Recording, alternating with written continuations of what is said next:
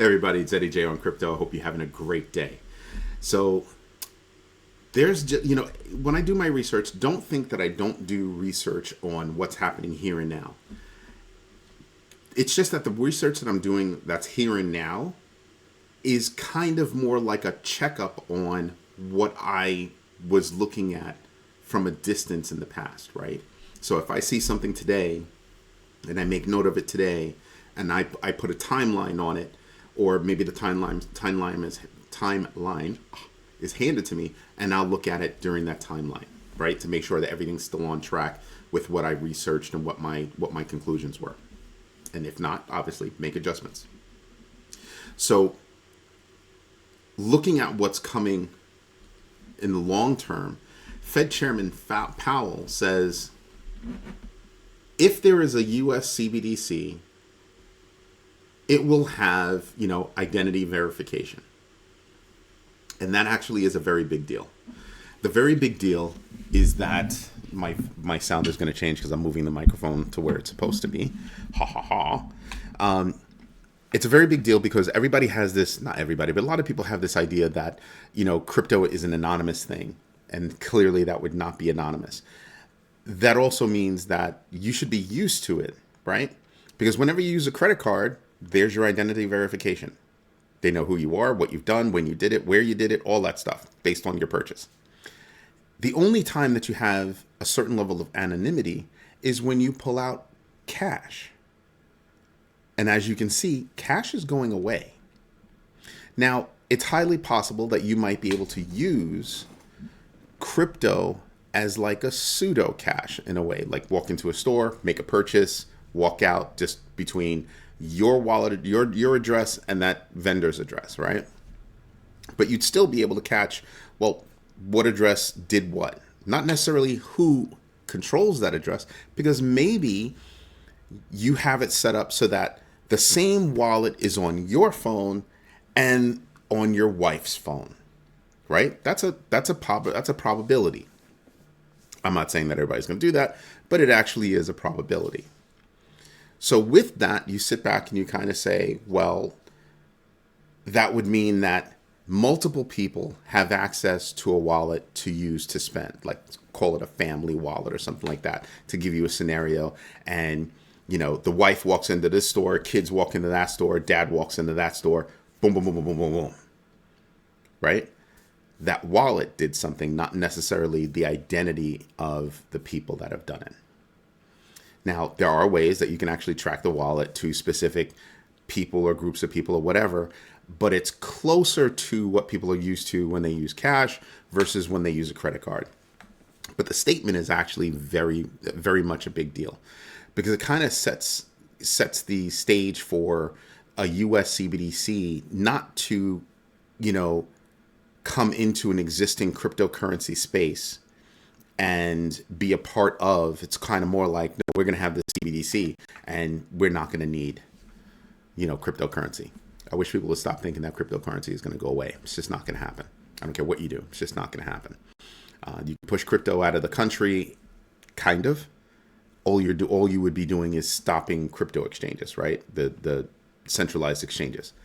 But those people that have devices or software wallets, hardware wallets, how are you going to stop them when they can put it on their phone, connect to a VPN, and that way, who knows what? Now, there are ways that you can stop things, do things. There are all kinds of things. You can say, well, we know that this particular, exchange operates on these IPs. But if it's a decentralized exchange, how do you there's just much to be done. I just think that kind of talk should stop. Something else that's really cool with regard to infrastructure is Microsoft actually led a strategic round. Never heard of that before, but okay. I think of it more of a seed thing, where they jumped in this $20 million seed round for this company called Space and Time. And Space and Time is focused on doing doing something around the space of decentralized data warehouse. Now, when I look at a decentralized data warehouse situation, I'm sitting there and kind of going, wow, that's actually big. And that's very far reaching into the future. They want to be a data warehouse play that is decentralized, and that could be huge. What does that mean for a company like Arweave, or what's that other one? File something or other. I don't invest in it, so I don't have it memorized. Sorry about that, guys and gals. But I find that to be interesting because it is a future infrastructure play. Along those lines, you have Google, the head of Google's strategy, Web3, cloud. He says, listen, what's this guy's name? Richard Widman. He's like, listen, here's the deal. Not Richard Widman. It's, Richard Widman. He's like, listen, we want Google to be a part of that infrastructure going forward. To think of, Google's cloud program as being a part of, that layer 0 for crypto. And I'm kind of like, he says that right there. And then he also says, well, he can see, a decentralized world. And I'm kind of like, so how do you slap the name Google on that? So I'm just wondering how that all plays out, in the future as you look at it. Like, what does that mean? What does that look like? Wow, that's pretty cool. I literally, as I'm speaking with you guys, saw a hawk drop down into the stream behind my house and snatch what looked like a frog and fly off. 12 o'clock? Yeah, lunch is served. That's nature. Love it. So it's interesting. I'm interested that Google's also looking at doing something with regard to a infrastructure play, right? They are laying down a lot of infrastructure, Google Fiber, all that stuff. They're deep in it. Another almost infrastructure play, if you will. Chainlink signed a partnership with Swift. The Swift network, in case you don't know, is a network between over 11,000 banks. And this is how they actually move money from bank to bank to bank to bank to bank. And, made other major transactions, right? It is how, the world was able to sanction Russia. We won't accept your transactions. Those transactions happen over the Swift network. Well, by partnering with Chainlink, they're hoping that they would be able to use the, what's the name of this protocol? The CCIP protocol, which is the, give me a moment, cross-chain interoperability protocol, to move tokens between institutions. Now, there's a lot of technology out there that can already do that in a highly secure fashion. Quant, HBAR, Hedera Hashgraph, Ripple. There are a few others that are ISO compliant. I think Algo is one of them. I have a list. There was a video that I did that had all of the ISO compliant, all the ISO compliant coins that are out there, and ones that are nearly ISO compliant. There's technology out there that can do it. What I see in this move is Swift seeing the future and them not necessarily being a part of it. Just saying. So it's something to contemplate. Like, how does that work? That interoperability. So I'm looking at those kinds of things, and I'm looking at the competing technologies that are there. I think it's a good move for Swift to remain relevant. For Chainlink, I think it's a good move because they are the Oracle. There are others, but they are the Oracle, right? And that would give them access to a lot of data, a lot of transactions, even more, that kind of thing. So it's something to pay attention to. But, Swift in the future, I don't know. Will they exist? Of course they'll exist. But if you think about the movement of money, of funds, of assets, banks' transactions are going to wind up going down, and cryptos is going to wind up going up. Because I can move assets. Whenever you're talking about tokenized assets, well, JP Morgan has JP Coin. That's their private space where they can move assets, right? But as soon as you come out of that bank, how are you moving those assets? You would need some kind of interoperability to talk to another bank or institution. How does that work? And then you have, other technologies that are out there, like I just named, that can also do the same thing, that are already established to talk to whoever has an address.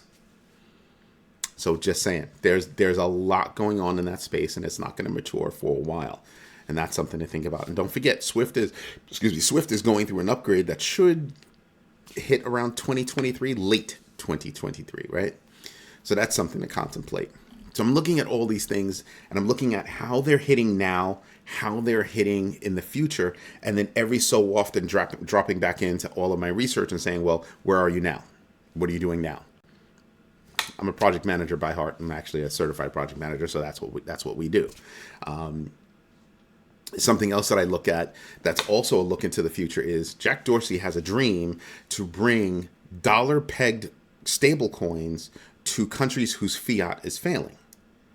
And the company that he started, TBD, has this thing called TBDEX, right? Supposedly a decentralized exchange that would help to introduce dollar-pegged coins, stable coins, to, markets whose fiat are failing. Now, that's great because they're working with Circle, and getting this done.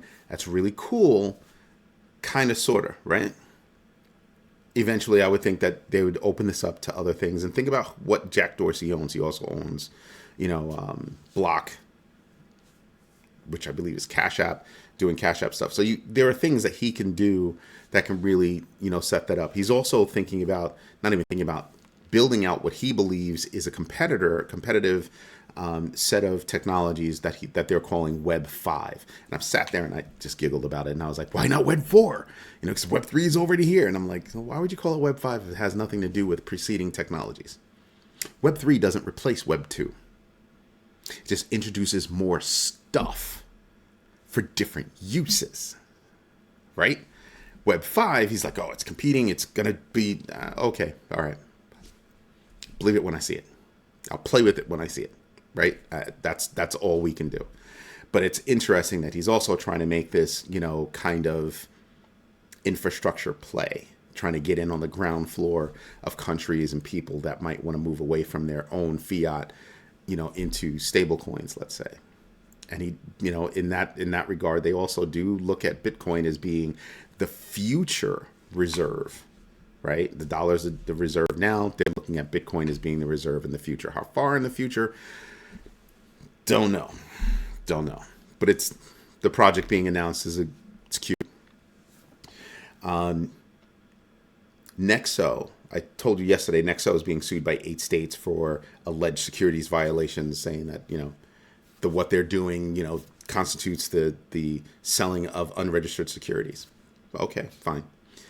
But they just bought into a U.S. bank. I forgot the name of the bank, but that's not the matter. The matter is they're not going out without a fight. They're trying to say, listen, no, we're into this. We're in it for a long haul. So they're trying to increase their banking features because it makes sense, right? It makes sense for them to move from where they are, get into a banking situation, get the right licensing, and then, okay, we're doing what we're supposed to do.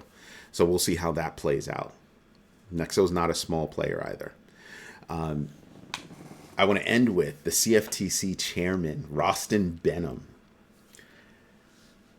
He's like, listen, if there is regulatory certainty that's managed by the CFTC, the cryptoverse will prosper, including Bitcoin doubling in price.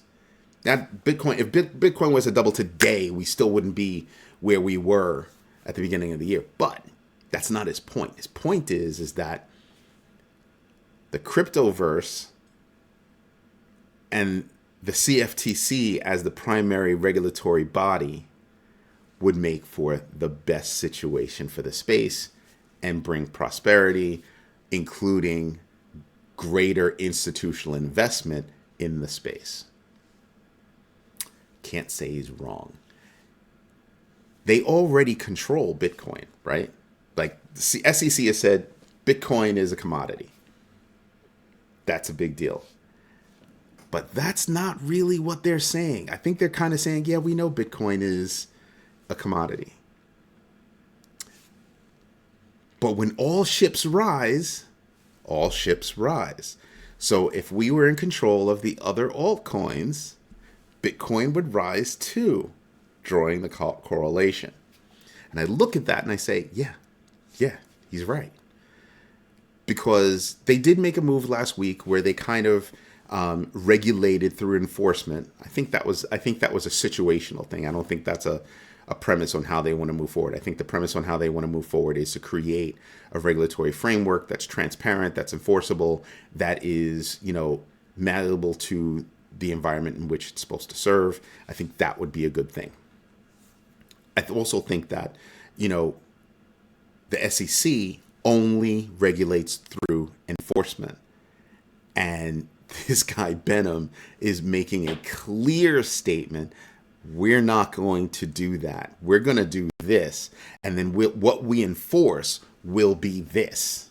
Will be based on this. Not we're going to enforce based on wind's blowing that way. Okay, cool. It's not what he's trying to. That's the statement I paid attention to.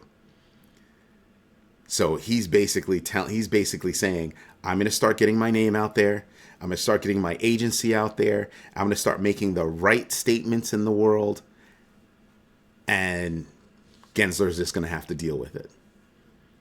So after the United States, this is my wish, after the United States says that CFTC is going to rule it all, get rid of Gensler. Just get rid of Gensler. Rebuild this SEC. They do have a place.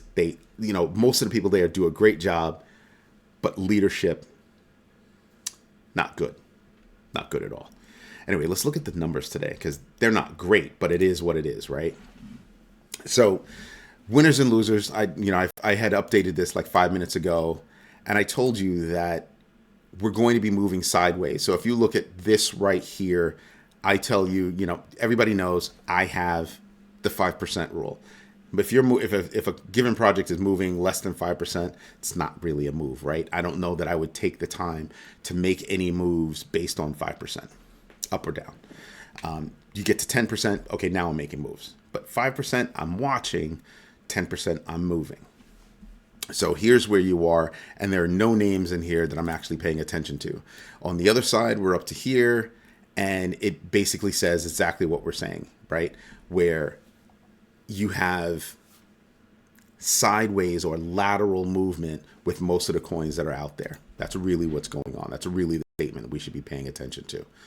I can close this and that. Okay, so I am paying attention to the fear and greed index. We did move up by 2 to 22 from 20, which was yesterday. Bitcoin has been playing with, if you look here, Bitcoin's been playing with getting back into my middle path right here, right? So you see it, you can see it by the green as I show you with the hash marks, with the crosshairs.